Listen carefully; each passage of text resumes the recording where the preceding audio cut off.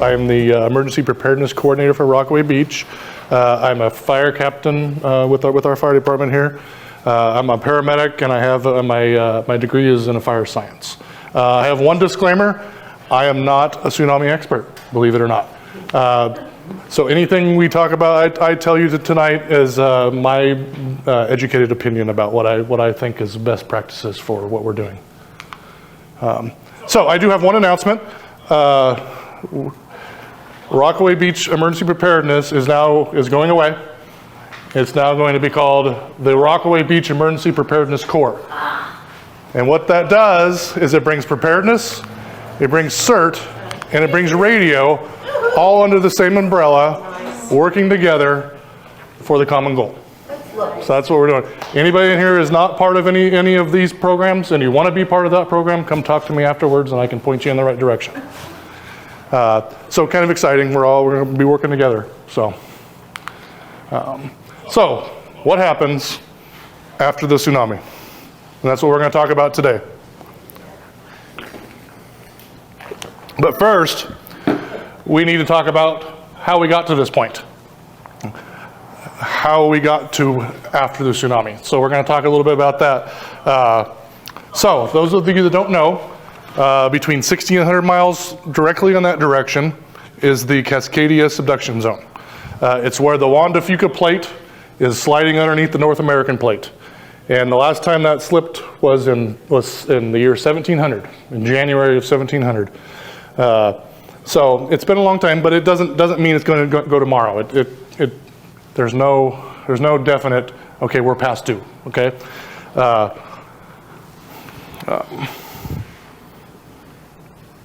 Okay, so let's just move on. I do have a short little video that's kind of explain that a little bit better. It's from PBS, so we'll go ahead and watch that. Unlike hurricanes, tornadoes, or wildfire, large subduction zone earthquakes are rare, but they have the potential to cause catastrophic damage and produce massive tsunamis that can travel the speed of a 737. That's over 500 miles per hour. And these tsunamis aren't something you can just ride out. Normal ocean waves are produced by wind. It's almost like you have your coffee cup, it's too hot, and you just blow on it. And you create waves on the surface. But now let's suppose that you put down your coffee cup abruptly. Then what you do is you create a tsunami. Tsunamis, they're generated by a displacement of the ocean floor. They move the entire ocean column up. I mean, the wavelength is of the order of several miles. And another thing that's particularly scary about tsunamis? So you have this mountain of water that's coming in, slows down, slows down, slows down. You sit there looking at it, and suddenly it hits the shoreline. The tsunami accelerates when it hits the dry beach. Every coastline around the world is at risk of tsunamis, but some areas are particularly prone, and they can be deadly. In 2004, a magnitude 9.1 earthquake off the coast of Sumatra spawned the deadliest tsunami in modern history, reaching as high as 100 feet and killing more than 230,000 people. And the west coast of North America is overdue for a subduction zone earthquake, the Cascadia megaquake, which could produce a series of deadly tsunamis. And here we didn't start planning for tsunamis until well after we created our whole modern built environment. So there are just a lot of places where there isn't anywhere to evacuate to. So we wanted to know, how can you survive a tsunami? And what do you do if there's no high ground? There are several communities where the time it takes to walk is far greater than the estimated wave arrival time. It's a known loss of life. Unless we change our course, the death toll from the Cascadia subduction zone earthquake and tsunami will almost certainly surpass any other natural disaster in U.S. history. So keep watching to find out what the #1 factor is that determines the difference between life and death. Tsunamis can be caused by landslides, volcanic eruptions, even meteor impacts, but they're most commonly caused by earthquakes, and the biggest are caused by subduction zone or megathrust earthquakes. These are earthquakes which occur along fault lines between tectonic plates. It took us a long time to understand why these big earthquakes were happening where they were happening. The knowledge of plate tectonics is surprisingly recent. That really became a formally accepted theory in the 60s. The Earth is made up of these broken up plates, these shells of crust that are floating, and then sometimes they crash into each other, and when they crash into each other, that's a subduction zone. When Earth formed, it was really, really hot. 4.5 billion years later, it's still cooling. The tectonic plates at the top, they're the coldest part of the Earth because they're the outside rind of the planet, but the inside is still warm. So what ends up happening is the plates, as they cool, they begin to sink back into the Earth, and new warmer material sort of bubbles up to the surface. It's like a spherical lava lamp where there's blobs coming up and then blobs going down, just at really, really slow speeds. It's about 1 inch, 2 inches per year. And that's about the speed that your fingernails grow. So even though the plates are moving, where they touch, they tend to get stuck just because of friction. It's like sandpaper. And so yes, there's 1 inch of movement every year, but for 300 or 400 years, the plates remain stuck at their contact, which means there's 300 or 400 inches of movement that we're accumulating over the decades and centuries. And eventually the rocks can't take it anymore. And when they give way, those 300 inches move, and that's the earthquake itself. And that's what creates the really strong shaking that damages buildings. That's what creates the tsunami. That's what wreaks havoc. And these subduction zones are found all over the world. More than 80% of all tsunamis happen in the Pacific Ocean along what's known as the Ring of Fire.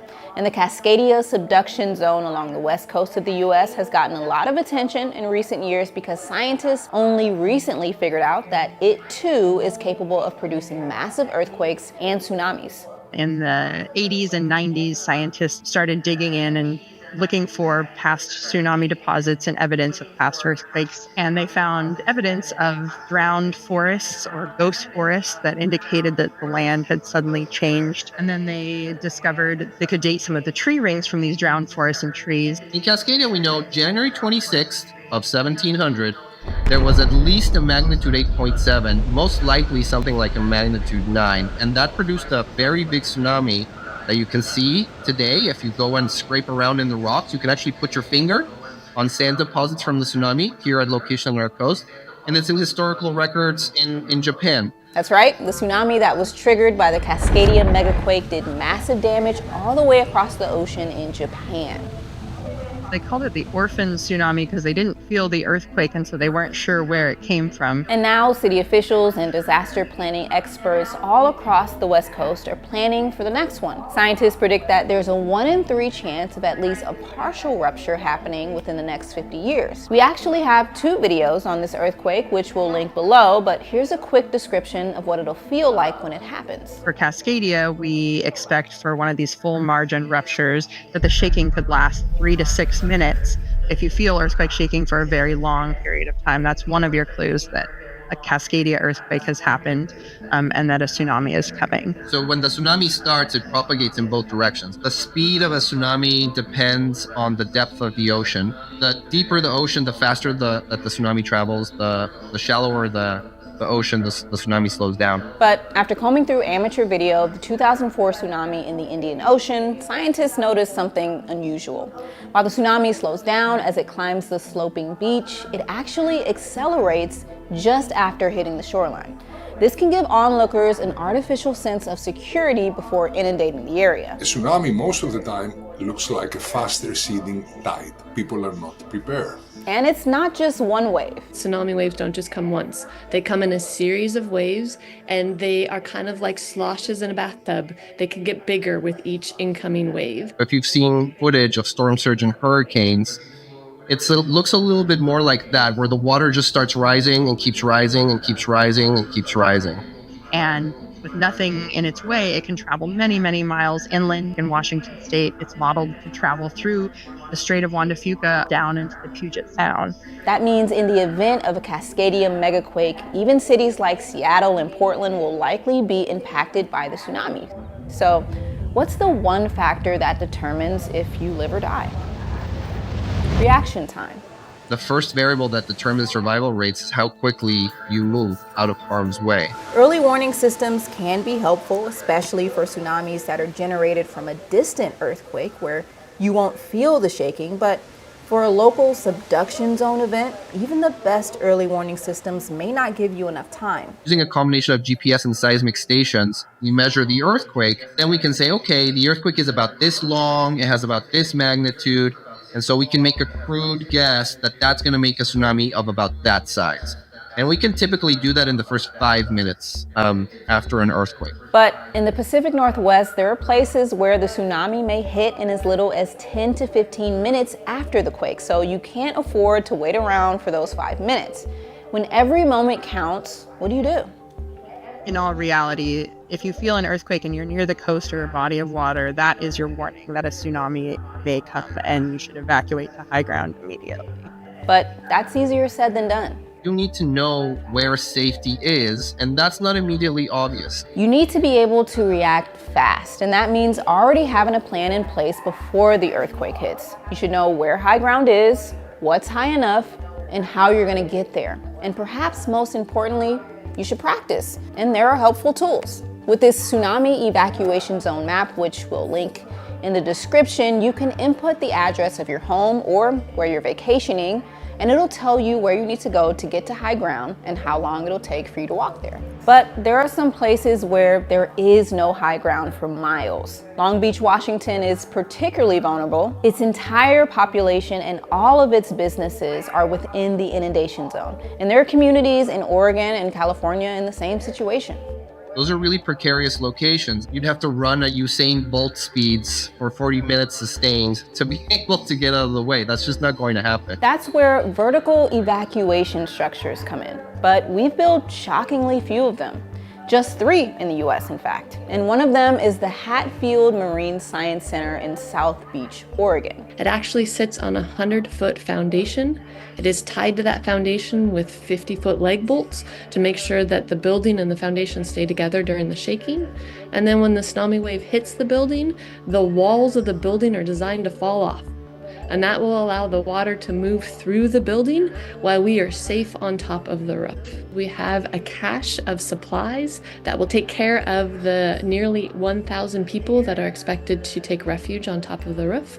And they're expecting to stay on top of the roof for up to 2 days until the water leaves and it's safe to come down. I make models of tsunamis. This is my job. I will go and enjoy the beach, and I will just, point the car in the right direction and make sure I'm aware of where 100 feet is, and I'll look at Google Maps at the topography and make a little plan in my head of what I would do, collect the dog and go that way. Those people that recognized the signs and moved immediately away, they were saved. There's still a lot that needs to be done to prepare communities for this inevitable tsunami. We need more vertical evacuation structures, more signage, and more outreach. Let's not be scared. Let's take charge of the situation. Science and technology are awesome. If we get together and do the work, the consequences might be a lot less than if we just stick our head in the sand and pretend like, la, la, la, la, la, I can't hear anything. That's a lot worse. Inaction is the worst decision. That's pretty profound, isn't it? Not only might humans benefit from embracing this sentiment in regards to the inevitable Cascadia subduction zone megaquake and tsunami, perhaps this is a sentiment that humans would benefit from in general as we continue to experience natural disasters in ways like never before. Ignorance is bliss, but is it best? As I digress, if you're in an area at risk of a tsunami and you'd like to do what Dr. Melgar said and take charge of your situation, here are some things that you can do. First, be sure to know ahead of time where high ground or safety is. Map out and practice your evacuation. Prepare a go bag with essentials. Know the signs of a tsunami. Be sure to prepare, stay safe, and see you next time. Yes. How high do we think is minimal or better for us to be? So they were saying on the video 100 feet. Okay, so I'm very bad at heights and distances, so for Rockaway Beach, what? Yep. If you get a 9.1 earthquake, it's 80 feet elevation. Yeah. So right here we are at Not very high, but hold on, it's thinking. No, I'm at 17. Well, I don't believe that, so that one's not accurate. So there was actually one comment in that video that stood out to me, though, and that is, let's not be scared, let's take charge of the situation. And how are we doing that? Well, we're doing that by educating ourselves, right? We're here, we're educating ourselves in what we're doing. We are researching where our nearest evacuation points are. We are researching on anything that might pertain to our area that we live and how tsunamis come up in that. We are preparing ourselves. So we're gathering all the necessary supplies that we need to make sure that we are going to be as safe as possible afterwards. We're preparing our neighborhoods. We're talking to our neighbors. It seems like a crazy idea, right? Talking to our neighbors, but it's called Prepare Your Neighborhood. So it's actually a program that I'm going to start working on here real soon, where we're going to start preparing our neighborhoods and have neighbors talk and compare resources and just be ready to take care of each other should something happen. They do it really well up in Manzanita, and we're going to be modeling off of their. And then we're going to plan. So we're planning ahead. We're talking to our families. We're talking to our neighbors. If I'm at school and you're at home, what is our plan? How are we going to reunite? What is that plan going to how does that look? So just planning for the future. Hopefully it never happens in our lifetimes, but we should always be ready, right? So if we educate ourselves, if we prepare ourselves and we plan correctly, we can take a lot of that chaos out of the way to begin with. That's already happening. It's going to be chaotic anyways, right? There's nothing we can do about it. But if we do these things, and we can help mitigate that chaos just a little bit. So this is the scary one. I cut most of it out, but there's going to be a section here where this is only a few minutes long, but because I cut most of it out. I just wanted to, and this is the most extreme version of what we're talking about. Okay, so let's watch this real quick. This is the aftermath after the tsunami has come and gone. Oh, hold on. I'm sorry. Let me go back. Yeah. The state has a map of Rockaway, and it shows 3 different types of tsunamis through 3 different levels, and it shows where the water will go and what streets it will go on. And I can share that with Jeff, and he can. We have a big map on the wall over. But I mean, this is online, so Okay. So you could just. Is it on the city website? It could be. It used Okay. to, and it kind of disappeared. Okay. So I don't know if it's back yet. But We're working on you that. can share that. That answers your question because it goes street by street. I've seen it. I just want to know what RBECP Rockaway Beach Emergency Preparedness Corps. should go for. Yes. Yeah, so I technically out 85 feet, you're outside of the tsunami inundation zone. Yeah, but we don't know. We just don't know. Hasn't been tested. Right, not since 1700, and unfortunately nobody was taking video back then. So yeah, so we just don't know. When the shaking stops and the tsunami recedes, the damage to the region will become clear. Coastal communities simply won't exist anymore, and the major cities of the region, mostly Portland and Seattle, will be a crumpled shell of their former selves. For those that survive, they now have to live with the aftermath of such a disaster. And it won't be easy. Currently, it's estimated that along the I-5 corridor, which includes Eugene, Portland, Tacoma, Seattle, and Everett, it will take between 1 and 3 months after the earthquake to restore electricity. A month to a year to restore drinking water and sewer service, 6 months to a year to restore major highways, and 18 months to restore healthcare facilities. On the coast, you can basically double all those numbers. And of course, those estimates do not even apply to the tsunami zone, which will basically be uninhabitable for years. The entire region of the Pacific Northwest will never be the same after the big earthquake. And while the federal government will likely pay for the entirety of the costs to rebuild, the damage to the Pacific Northwest economy will take a generation to rebuild. So, scary, huh?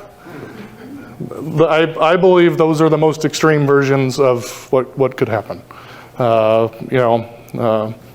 6 months to restore power, a year to get roads going again. You got a question, Romy? I just, there was a statement made in that first video that said that Portland and those communities would be impacted by the tsunami. Yeah. That was not a comforting statement. If I could see impacted by the earthquake, but if Portland's impacted by a tsunami, it doesn't matter where you evacuate if you're west of Portland. So every video that I've watched, it goes up the Columbia River, and then it's going to have to come all the way down the Willamette River. By the time it reaches Portland, it's not going to be as impactful as it is right here. Okay, thank you. Yeah. That was haunting me. Yes, it's going to lose a lot of power about going across the Columbia and then down the Willamette, going into Portland. And same with like Puget Sound, it's going to lose a lot of power. It's going to lose a lot of that momentum going in there also. Yeah. So what's going to happen? We're going to lose electricity, right? PUD is amazing, but it's going to take them a long time to get back. We're going to lose basic services, food, water. We're not going to have it. We're going to have to prepare ourselves, right? It's just not going to be available to us anymore. We're not going to be transportation. Roads are going to be not there. These roads are built on sand, and then they're going to drop. And there's tons. If you drive along 101, pay attention to how many culverts go underneath the road. There's a lot of them. And all those culverts are going to collapse also. So we're not going to be able to get out of town. And that's not even talking about the mudslides that's going to happen. Just in normal rainy weather, we had mudslides several years back on both sides of town, and we could not get in or out of town, right? And that's just from the rain. That's not the ground shaking at all. So loss of hospital services. We're not going to be able to get to the hospital, unfortunately. And all this is going to be for an extended period of time. Can I tell you how long it's going to be? No, because we don't know. This is a big mystery. That's why we need to plan ahead, prepare ourselves, and how are we going to do that individually? Well, we're going to make a family plan. Like I said, we're going to talk with our families. What's our plan? Should we get separated? What's our plan? Should this happen? What are we going to do? We're going to know our evacuation route. If we are visiting somewhere, let's say I'd go up to Warrenton and go to Costco, I should probably pay attention to where my evacuation route is if I'm not at home, right? We're going to get the go bags and emergency supplies. Very important. This is what's going to sustain you over a matter of time. Go bag goes with me when I leave home. Emergency supplies stay home. Okay? Sign up. Make sure you are signed up for Tillamook County Nixle alerts also. That will tell you. We had an earthquake in Taiwan yesterday, right? Right? If we had been in danger here for a tsunami, the Tillamook County Nixle alert would have let you know, as long as you're signed up for it. We're going to have Nixle alerts for Rockaway also, specifically for Rockaway. I just have to get the Everbridge folks to call me back, and then we'll do training. And then so we're going to have Nixle alerts for Rockaway. It's not going to be tsunamis coming though. It's going to be warming centers open, kind of like that. But that's on the way. And then participate in evacuation drills.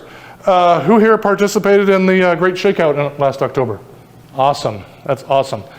That is the best way to determine how long it's going to take for you to get from your house out of the inundation zone. You time yourself. You grab your stuff and you walk to safety. And then you have an idea how long this is going to take me. The next Great Shakeout, October 17th. So plan ahead. We had a good turnout. We didn't have a great turnout. So I want to keep building this up and making it bigger every year. So how are we as a community preparing? So as the fire department, as a representative of the city, how are we preparing for this? Well, like I talked about, the Great Shakeout drill, tsunami drill. Okay, we are participating in that every year now. We are holding these preparedness classes just like we do here. So we are educating ourselves in what might happen. We've recently reformed the Community Emergency Response Team, or CERT. CERT members are trained in basic first aid, basic search and rescue, and are going to be, should this ever happen, are going to be vital to vital to helping with control the chaos, you know. Information gathering. That and basic first aid, bleeding control, triage, all that stuff. We have a radio net group also. On Sundays, people check in.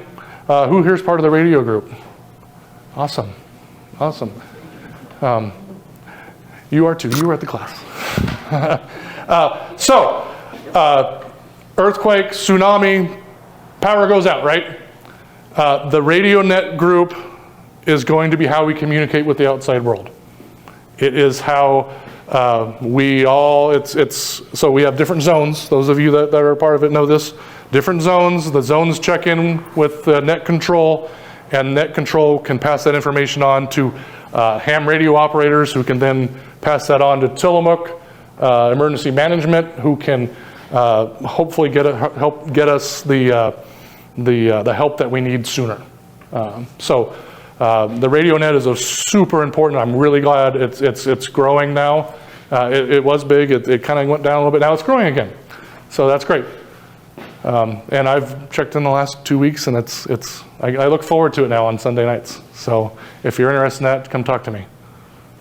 We are stockpiling, and hopefully going to be stockpiling more medical supplies.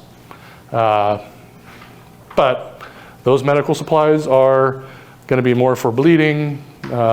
If you need emergency surgery, we're not going to be able to do that here. So that's why we need the radio folks to call a helicopter, and hopefully the helicopter can come pick us up and take us to where we need to go.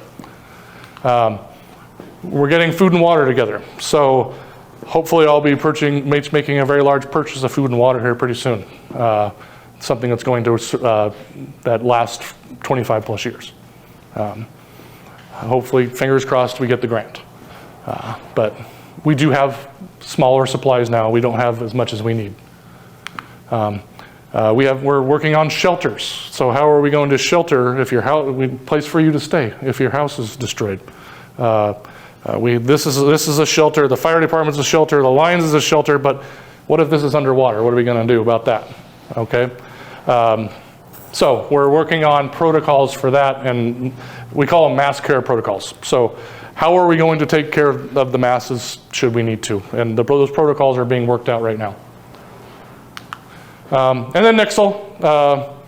Like I said, we have Nixle, we're going to have Nixle for Rockaway, which is going to be a very big thing for us. Is Nixle an abbreviation for something? That's a good question. I don't know. It's from Everbridge, but I don't know. Yeah. Well, we need more acronyms, that's for sure. Yeah. Preparedness starts with you. Be prepared to take care of yourselves. That's why we're doing this. I want, as a paramedic and a first responder, I want to be there for you as fast as I can. But just know that you're going to have to take care of yourselves. Okay.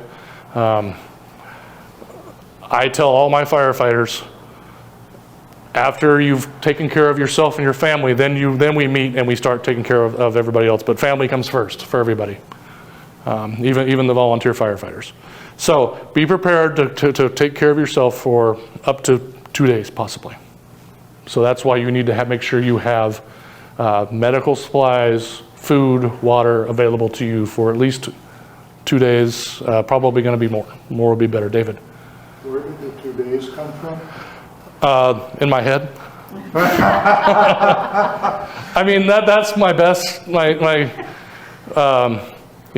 would hope that we could get to a lot of people in a couple days, but that might not be realistic, you know. I think I already scared everybody enough though, so I didn't want to scare them even more. But be prepared to take care of yourself. So online resources, I found a lot of good online resources. We'll start with the City of Rockaway Beach's website. We have on there under Rockaway Beach Emergency Preparedness, you click on the box, you can find out information about tsunami preparedness on there. Lots of good information on there. This page will take you to evacuation zones. It shows you evacuation routes. You can look up on there if you are in the tsunami evacuation zone. So if you ever have any questions, you can go to the corb.us, City of Rockaway Beach, and look up that information. Another one that I use was Red Cross had a really good one too. Lots of good information on there. And I had a couple printouts. One's from Red Cross. The other one is from ready.gov about ways to prepare. And I'm sorry if I'm standing in your way. But this next one is I don't know why I didn't find this before I started looking at this, because the OSU Extension Service has amazing resources on there. They have classes you can actually, online classes you can sign up for and take. That is everything from preparedness to water sanitation to everything is on there, the classes you can take. So if you ever, if you want to dive deeper into preparing yourself, I recommend going to the OSU Extension Service website. So that's all I got for tonight. I'm going to open it up for questions. Catherine? So most of us have, well, I'm assuming most of us have emergency supplies. We have the water, we have the solar ovens, so we don't need electricity, we can cook. We have 25-year food. But we're all in the zone, and there's no way that if I'm going to have to leave, I'm going to take any of it. So would it be feasible to have a site like that van that you have up there on, what, 13th or so, where people could put things there out of their house, that if something hit, that at least supplies would be safe? And not currently. And if I died, at least somebody else could use the stuff that I had, and it's not in my garage. Not currently, but hopefully that's, well, not your supplies, but our supplies that we'll be passing out. Our supplies They've that done are that in Madonna, where everybody has a space for their own supply. in a safe spot. Yeah, we need that. We don't currently have that ability. Okay, it's in our minds. Yes. The other part is, we used to have a tsunami siren over there where I live in Twin Rocks, and I was talking to the neighbors, and they said they don't know what happened to it, but Okay, what's the siren going to do for you? that prepares you to know that you've got that 10 or 15 minutes to get out to the... So as soon as the ground starts shaking, isn't that your sign? It would be my sign, but not for everybody who didn't attend this to know. Well, Or if it's an orphan tsunami. if the ground starts shaking, that siren is going to be one of the first things to fall down, and the power is going to be out, and it's not going to work. So, At least you answered it. yeah, your sign is the ground shaking. Everybody, the ground shaking is what, David? Can I take the floor for a few minutes, tell you what I know? Yeah, let's, Nancy, did you have something? Just really quickly, do we have any sirens right? We don't. I talked to a bunch of people. We don't. Yeah, I wish we would. Not all the sad stuff. What's it going to do, though? Look, yeah, but it's like, for Taiwan, they thought about it, it would have given us extra time if they anticipated that we were in the zone. Technically, all it's going to do is scare people. It's gonna fall down. Yeah, as soon as the ground starts shaking, power goes out. That siren is powered by electricity. Because if the earthquake is that Oh, big, it's you're not gonna worried. feel it. Yeah, so it's not going to work. That's your siren. Yeah. David Elkins, he was a part of CERT for a long time. Would like to come up and talk a little bit. I'm going to take my share of the minutes I'm taking. I might tip over and be awful embarrassing. Pre-COVID, I was the emergency manager for Rockaway Beach. And my team of volunteers and I set up the radio net. We got a receiver up on the hill these guys were using. And we set up the instrument command system, pattern after what FEMA requires. Now, looking at the big picture, who are the people that need to be taken care of? And you're right, everybody's, for a while, have got to take care of themselves. But at some point, because you can't haul all your goods, as you were saying, up on the hills. So somebody's going to have to come, and eventually, if it's a bad one, 9.1, and it wipes out everything for, up the ocean or whatever, you're going to have to get evacuated and get the heck out of here. So how big is the problem? We've got, 1,500 residents full-time. You add in the part-timers, if they were all here at once, like in the summer or something, you're going to boost it up to about 6,000. Unless it's 4th of July, then it's 15,000. 4th of July. So if you talk about little caches, that's a big order. I mean, how do you supply any amount of time for that many people? And there's a lot of groups that are doing that, but case in point, which I had to kind of chuckle. The Camden Beach emergency manager says, we're going to stock enough supplies to feed people for 2 weeks for our residents. Not taking into account the people that are there on vacation, not taking into account part-timers.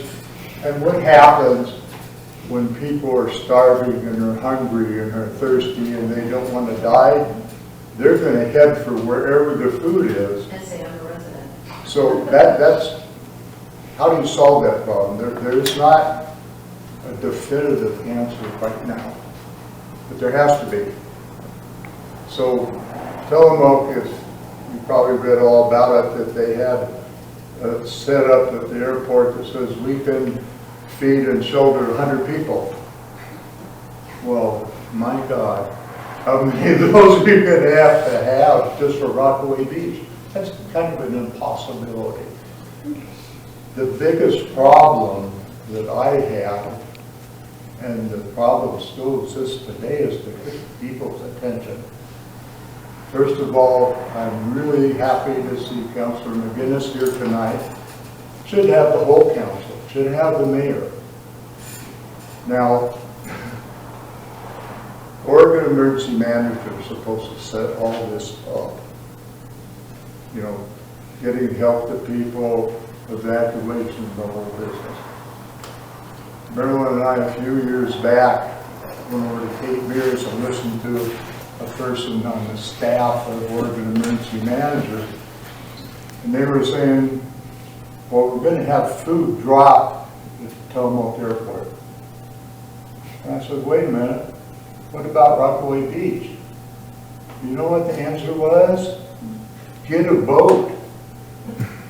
Now, you see what I mean? Getting people's attention. Oregon emergency manager has this whole setup, and you probably heard it, 2 weeks ready. Okay? You're not going to be packing 2 weeks ready up on the hill, are you? You get a 9.1, you're going to have a 5-minute shake, which is going to seem like a lifetime. I've been in 2 big ones, but it was like 60 seconds and it was a lifetime. Then you have to head up. Another thing is the weather. It's the middle of the winter and a few people, you guys are going to have a go back for 3 days. How many people in Rockaway Beach, of the thousands that we'll have here, are going to have a go back? If it's in the middle of the night, in the middle of the winter, people are going to go up there in their pajamas, running up the hill, trying to find a high spot. Most of them don't know where to go. By the way, Marilyn and I plotted out the new evacuation routes and how many signs, how many posts, how much would it cost. Luke got a grant for that, and somehow it died. So David, the signs, which I meant to add that in, the signs are available through the county, and we just have to request them. Okay, do you have that map that we put together that had where the signs go and how many? I don't. Yeah. I've got the original. Maybe I might have to dig through my files, but it might be in there. So my dream, if I was emergency manager of Oregon Emergency Management, the director, I would want a plan for when there is a big earthquake that I can push a button and get all the resources from the neighboring states. Probably it would be a military operation, I would suspect. And they would begin dropping supplies and shelters on the coast. And then they would have a way at some point in time. And they talk about today, you know what they're saying? That's going to be, you know, if you're on the coast, it's going to be a month. There ain't no way. Right? So they have to get a plan together that instead of the way it normally works, something happens and they say, okay, what are we going to do? And that's why it takes months. There has to be a plan that they can put into motion real quick, because there are thousands of people, lives are, you know, up and down the coast. California's got the best plan. Washington is second plan. Oregon is no plan. So how do we get the attention? There could be, you know, the city. It could be coastal cities coming together and going to the Oregon Emergency Management and say, yeah, let's get serious about this. You know, what are we going to do, folks? Because you can survive if you know a lot about survival techniques and you've been trained on that, or you take some courses, you can survive. You'll be able to make it. Thousands won't. So the strongest point that you can take home right now, I have to take care of myself. How am I going to do that? Because that's the reality. Is it going to happen? Well, the experts say that this, and you saw the quick chart they put up of over thousands of years, right? The last one was January 1700. 300 to 600 years has been the, not all 9.1s, there's been lessers, which we could pray for. But they're saying that, it's, I don't know how on earth they can do this, but 15% chance in the next 50 years. Could be tomorrow, it could be 200 years from now. Is it going to happen? Looking at the history, absolutely it's going to happen. Don't know when, but people starting now to take care of themselves is prime importance. Secondly, there's got to be some sort of coalition or something to go to the Oregon Emergency Management and say, hey, let's get real. We want to develop a plan. We'll do it with you. Don't rely on them doing it by themselves, and get it going. And that is the toughest nut to crack.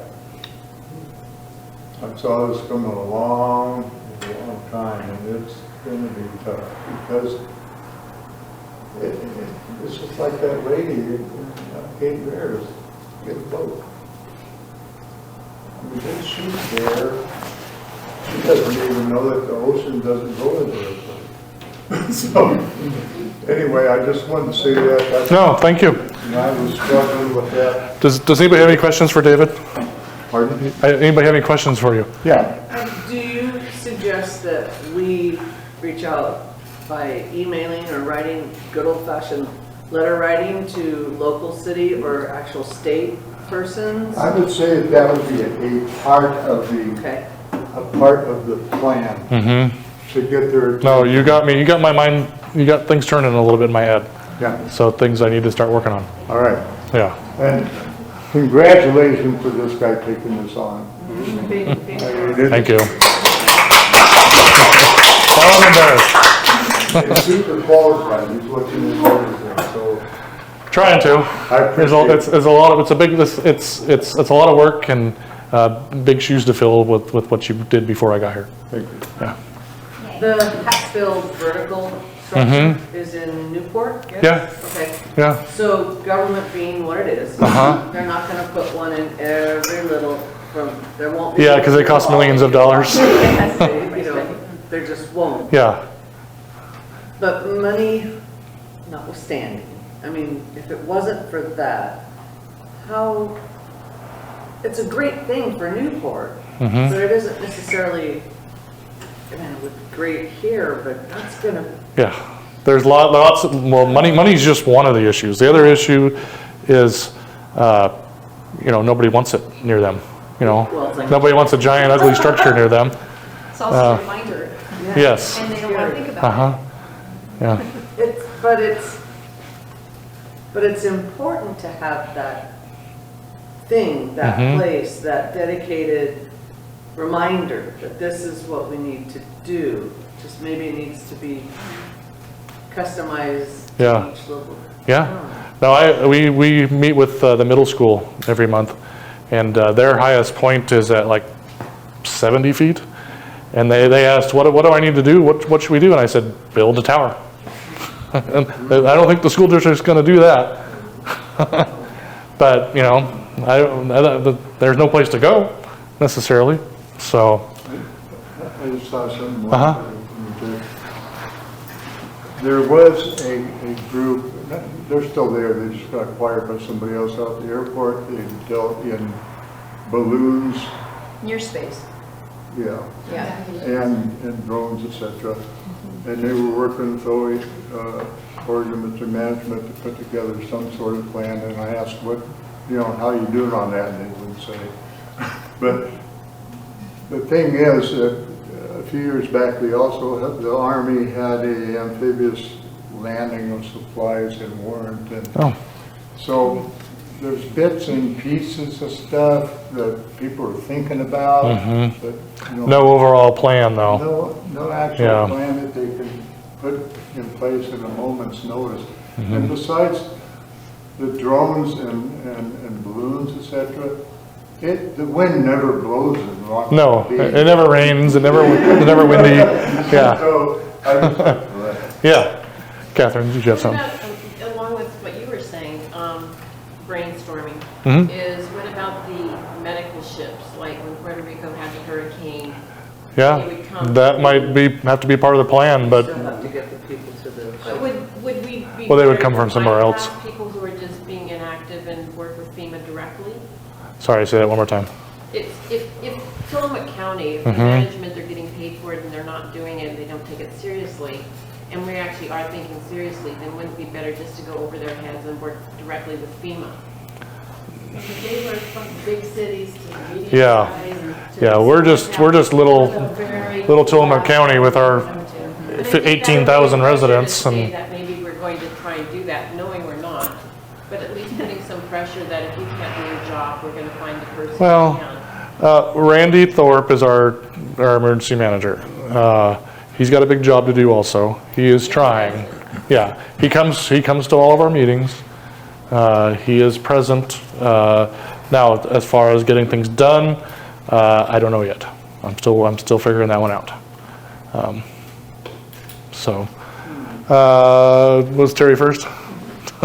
Well, something I've thought about for a number of years, and I think I even talked with David about it, that should a tsunami happen and everybody's in dire straits, why couldn't we connect with the cruise ships and have one of the cruise ships come that would hold 3,000 people or something, and you know, they're able to cook and Yeah. clean. So that's everything. something that needs to, probably the state of Oregon needs to work on, you know? To me, it's a very simple Yeah. answer if we could set it up with cruise lines. Yeah, That's a big one, though. yeah. Or naval ship. Yeah. Well, aircraft carrier. Yeah. Like a cruise ship. Nancy had one real quick.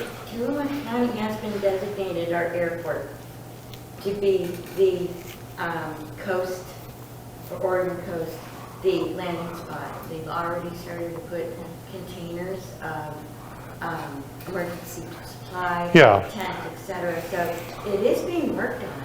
And how do we yes, get of course, there? we want to encourage it, but we've been designated, and it is the air, because of all the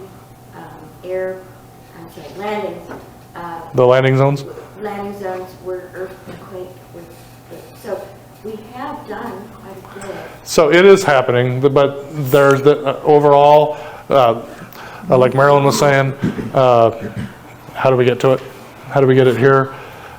Second of all, it's very limited on the amount of people that it can serve right now. Be able to get to it. Oh, did you say that? Or did Marilyn say that? Sorry.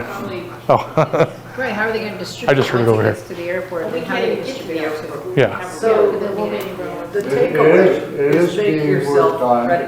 Right. And then Right. let it ripple. Ready out. on a personal level and ready on as a community level. Your home, Mhm. your house, your neighbor, your Yeah. street, et cetera. Oh, I sound like the king now. Et cetera, et cetera.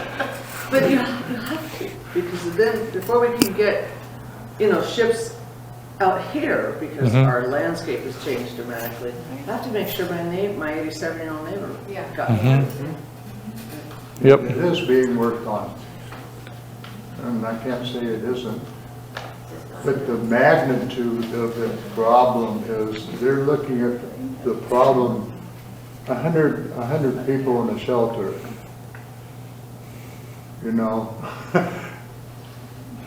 That's a prime example where they're not looking at the expanse of the issue. They've got to look at how big is it, how urgent is it? Why is there no urgency? It could be tomorrow, right? See? Yeah, no, But the it's- thought is, oh my God, it might happen someday, but it's way off in the future. it's not going to happen in my lifetime, right? Did you have a question or comment? Do you guys have any plans at all for, there's a lot of elderly people here. Mhm.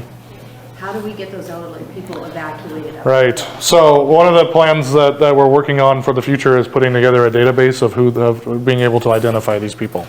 They don't want to be identified basically though, so it makes it even more difficult. So if we can start putting that together and figuring out and offering help to them, that's about the best answer I can give you. Romy? Yeah. Right. Right. Yeah, my 75-year-old father, like, if it comes, I'm gonna say her, like, okay, well, that's not acceptable to me. Romy. I was just thinking about, my brain keeps coming back to the airport and that being like a landing place and wouldn't it make sense to have like helicopters or National Guard come in with helicopters to help with distribution, like loading things up? There's landing spots all over the county and they have medical supplies, food and things like that, and they could fly up here and find a spot somewhere. Right. So this is a plan that Oregon Emergency Management has to come up with though. We can't necessarily we can't do it on the local level. We can keep pushing. We can encourage and urge them to come. Right. So I would suggest writing your state representatives and and doing something like that. Mary.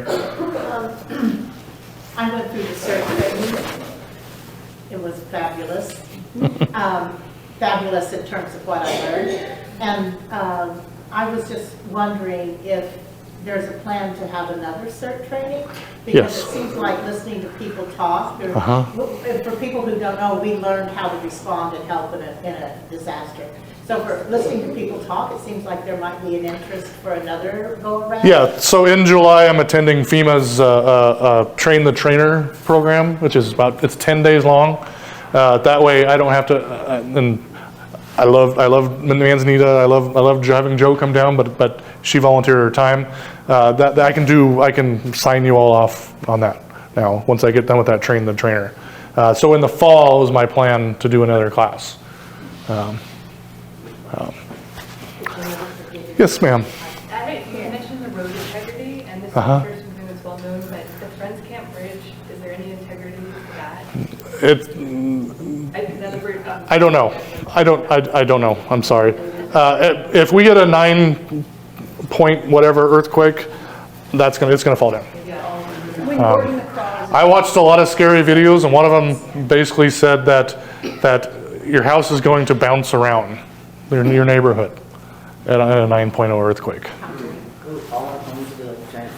Yeah, so those pictures that they showed of just kindling, I'm assuming they bounced around their neighborhoods, until that happened. So. And they say the roads are going to drop. Yeah.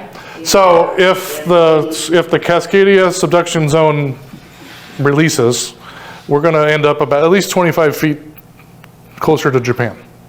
And I don't remember how far down we're going to drop also. That's just a fact. That's what happened so the subduction zone from the 2011 Japanese earthquake is similar to the Cascadia subduction zone. And that's what happened in Japan was they moved 25 feet closer to us. So they're expecting something very similar. Nancy? I know, having worked at the 2020 census from Philly to Seaside, it's difficult to knock on doors, and sometimes you even have people at home, because it's true. People don't want to know. Maybe there could be some sort of outreach. I know it's been talked about in the past somehow to register for elderly, because even emergency, we've knocked on doors to try to find out zones of who's here and who's not, and who's physically challenged and stuff like that, and it's difficult to... Yeah, so that would be part of the database I'd like to get together. And nothing ever happens as fast as I want it to happen. So, I have all these big plans, but just putting them in motion takes a long time. That might be something that can be done with, you're talking about doing the neighborhoods, talking to neighbors, is to try to... Absolutely, absolutely. Because we live in Cedar Creek, and actually we're really lucky because when my mom was here by herself, the neighbors kind of helped take a little bit of interest in her, and that could be the same with some of these other areas. Yeah, there's a whole program about prepare your neighborhood that I have to go through and figure out what that is. Okay, anybody else have any questions? Thank you for doing what... Well, you're very welcome. It has been a passion of mine for a long time. Then finally I get to kind of put my thoughts out there for everybody now. So hopefully this was helpful. Hopefully it scared you a little bit, because it scares me.